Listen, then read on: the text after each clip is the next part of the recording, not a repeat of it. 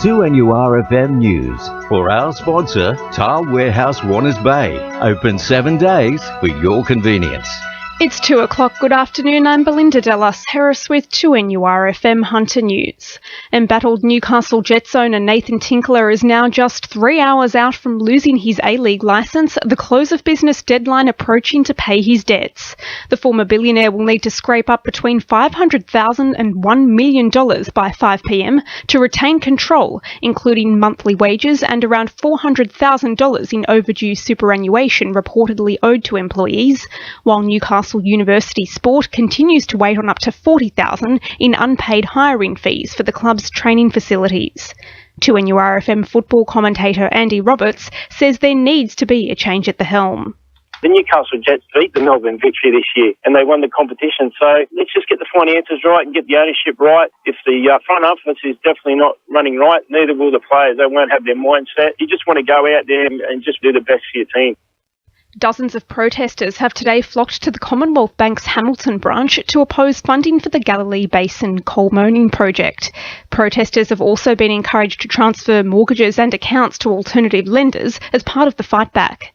Hunter Community Environment Centre Coordinator Vanessa Wybford says they're concerned about the proliferation of overseas mining companies in the domestic market. We had over 40 people come to show their support for the Great Barrier Reef and their opposition to the Commonwealth Bank potentially funding Indian mining giant Adani's mega mine in the Galilee Basin in Queensland. The former Newcastle Post Office could be set for an imminent overhaul, with the local Aboriginal Land Council revealing its plans to turn the site into a key cultural centre. The group's expected to commence a major clean-up in the coming weeks and is on the lookout for private sector partners to help flood-proof the building and remove asbestos.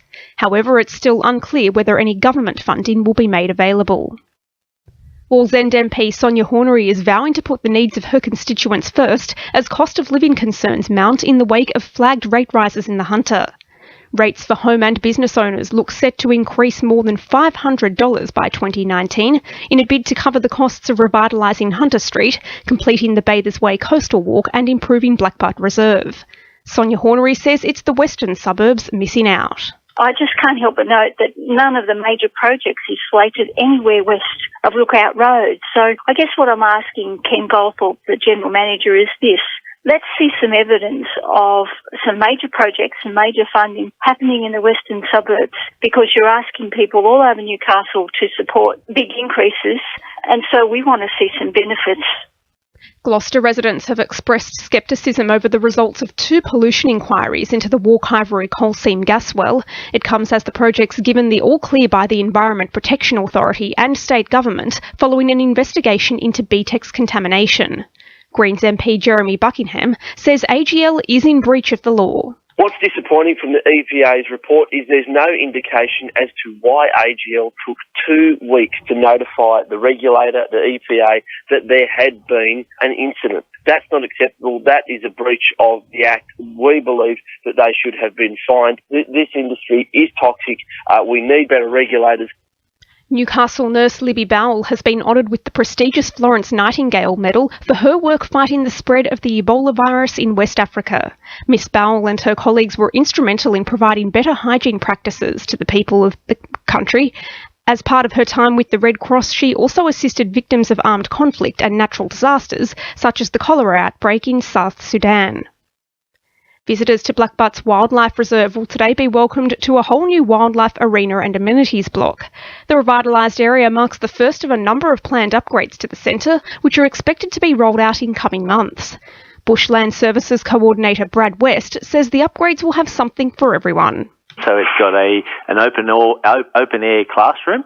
So that open air classroom has audio visual, has toilet, has hand washing facilities, has a bag storage area and a tiered seating. So not only for school children but for our events on weekends, so our koala encounters, reptile encounters, our critter encounters. So people can enjoy sort of an amphitheatre setting and all-weather facility really. In finance, the All Ords is down 12.7 points at 56.47 and $1 Australian dollar is buying 79.97 US cents.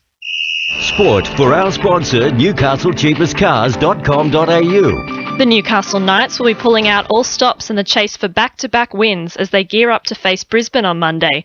Second rower Joseph Tapine joins the attack in place of Beau Scott, who's currently in camp with the New South Wales Origin side.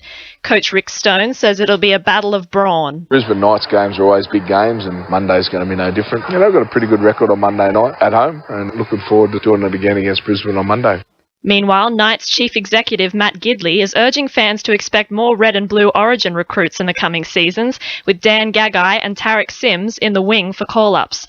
Parramatta-bound enforcer Beau Scott will be Newcastle's only representative in Game 1 next Wednesday, but Gidley's promising it's all set to change. And the Newcastle North Stars will be fighting to retain top spot in the ice hockey this weekend, ahead of Sunday's face-off with the Canberra Brave. That's sport. I'm Jacinta Lee. 2 in your RFM news time is coming up to 2:06.